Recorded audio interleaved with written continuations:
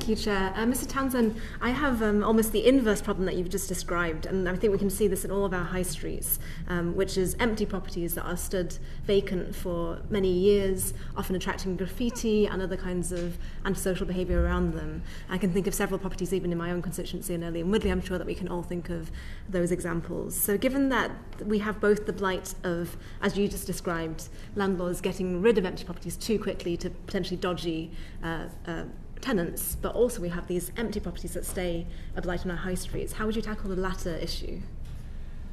I think they're connected. The question I would ask is it a rent issue? So is it the level of rent? And are rents able to stay artificially high because the empty rates is being avoided? Mm. So if empty rates was being paid by the landlord, would they be more open to reducing the rents that would allow a wider selection of people to be able to occupy that property?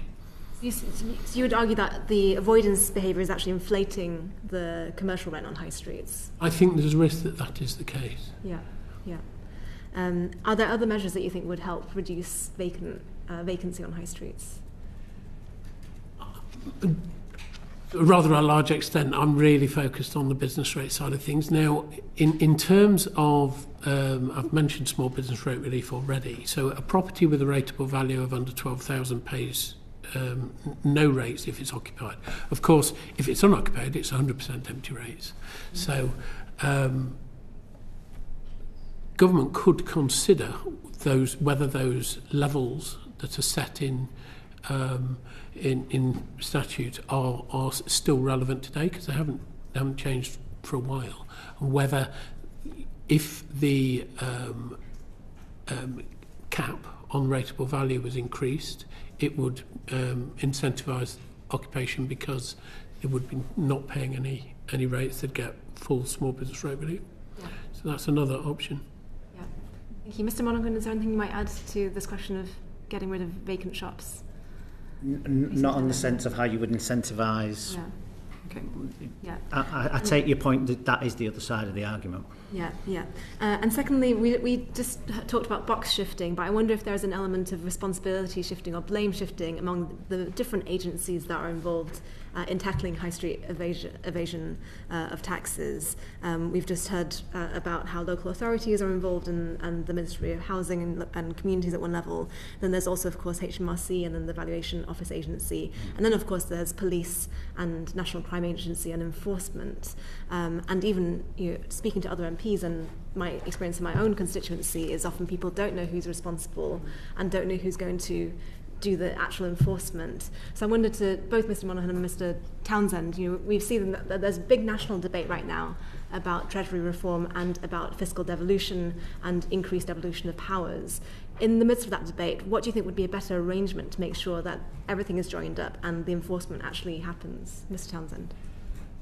I think that a multi-agency approach to these issues would absolutely be the right way forward. There are blockages in the way at the moment regarding legislation and sharing of information. So HMRC, VOA, Valuation Office, is part of HMRC. They're very limited on what information they can share with local councils who are attempting to bill for the business rates. Would you want them to share more information then? Would that absolutely, absolutely. There should. If we are, this is a multifaceted issue that we're dealing with, and there should be a multifaceted approach to it, which involves a multi-agency approach.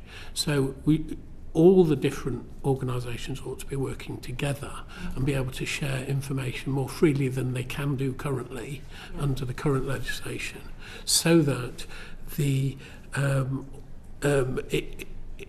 can be dealt with more holistically than it currently is being. Yeah, thank you. Mr Monaghan? I think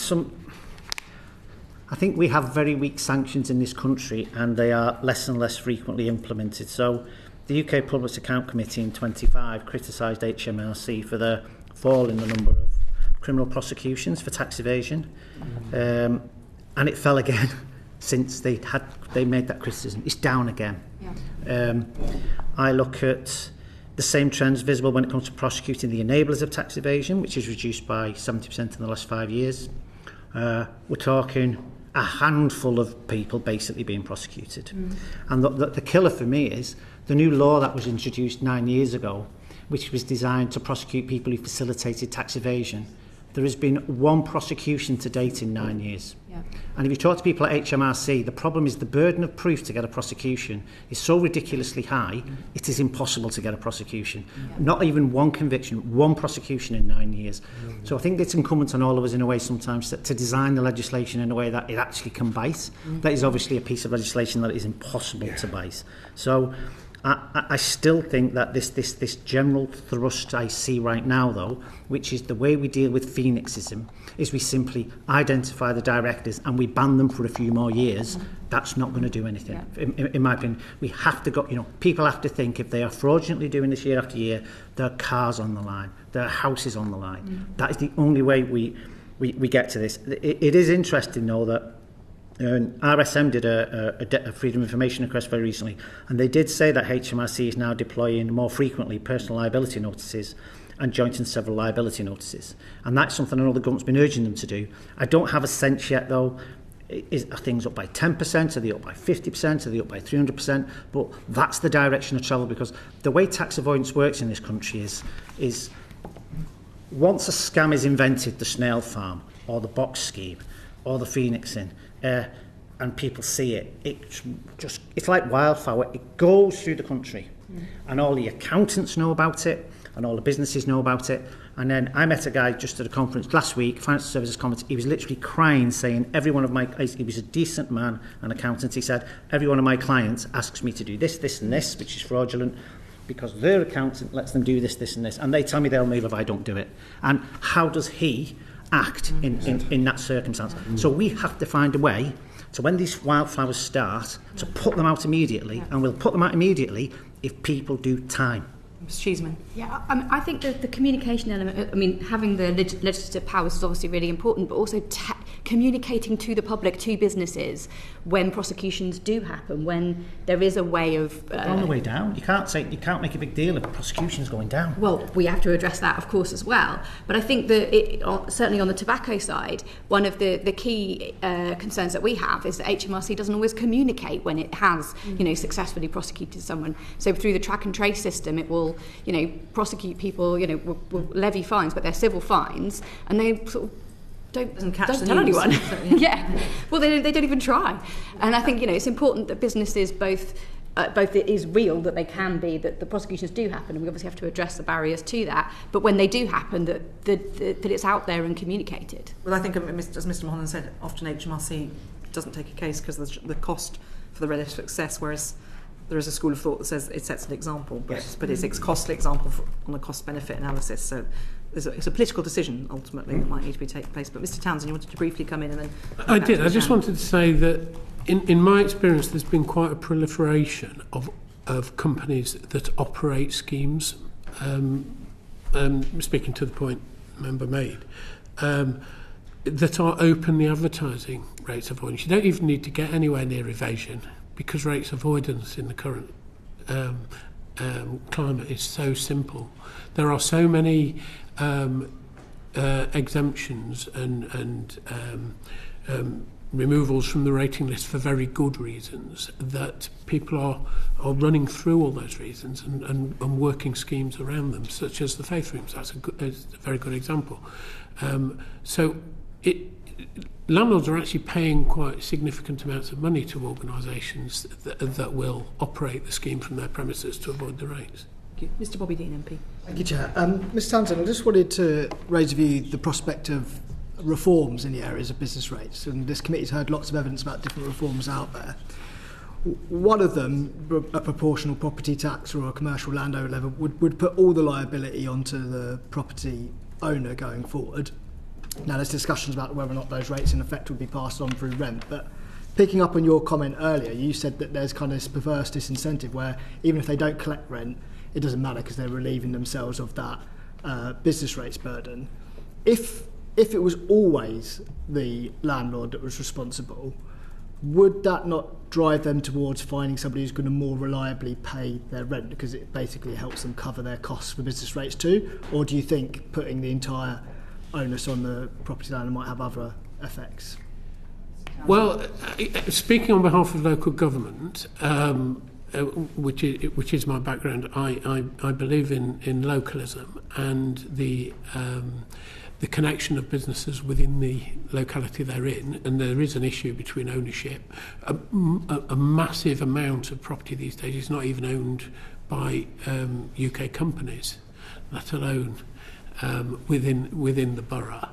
And there is a connection between the high street that we talk about and the local authority within which they are, and that would be disconnected entirely.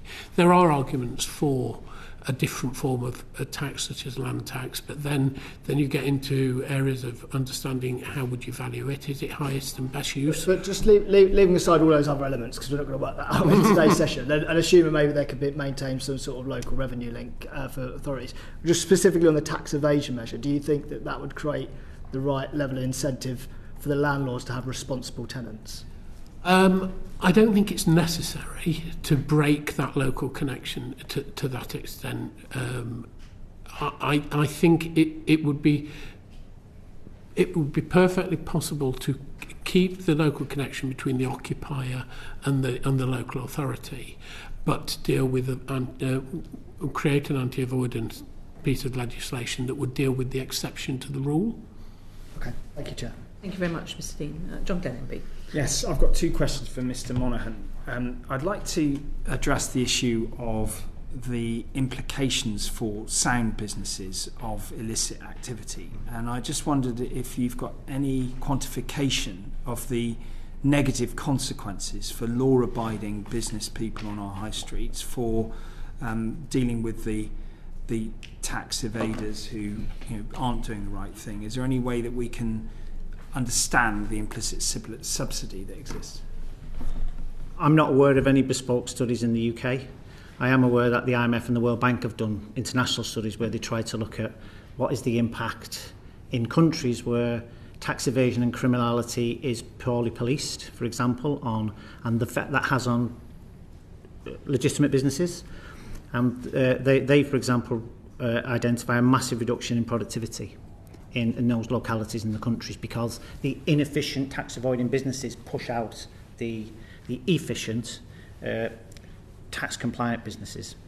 But I'm not aware of your exact question. I'm not aware of what that number is. It would just be anecdotal. It would just be that the number of businesses we talk to who we have met who say, I can't operate in that sector now because I can't price against that. It's just impossible to price against it. And I think one of the problems we've still got in this country is that we still have this obsession of that the UK will be the easiest and quickest place to establish a small business. We're still rooted in this obsession. You can establish a business in the UK in 24 hours. It will only cost you £100. £100 for limited liability. It used to be £15.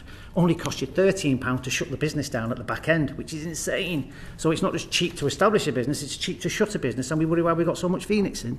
So look at the UK company register. We were told when we introduced the Economic Crime and Transparency Bill that we all assumed that the measures in that would see it shrink, and that would be a good thing. It's grown again. The latest stats from companies out at 5.7 million businesses on the UK company register. So I still think it's the case that there is at least tens of thousands of fraudulent businesses on it, if not hundreds of thousands.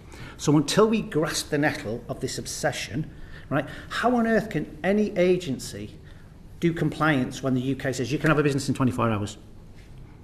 How can any agency police when 830,000 new businesses established in the UK in 2025, there's only 2,000 people in Companies House, and they get to set it up in 24 hours?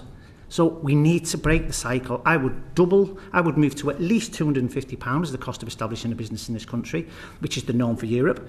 All that money would get ploughed back into Companies House, which would be revenue neutral. Actually, it'd be positive because they'd shut people down. We need to. Mr Townsend, want to come in briefly on that?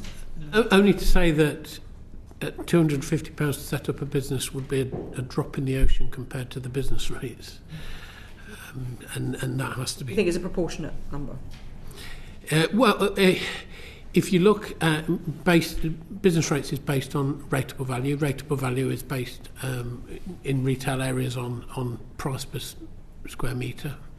If a property is £500 per square metre, you can you can start to guess the level of business rates that's payable on it.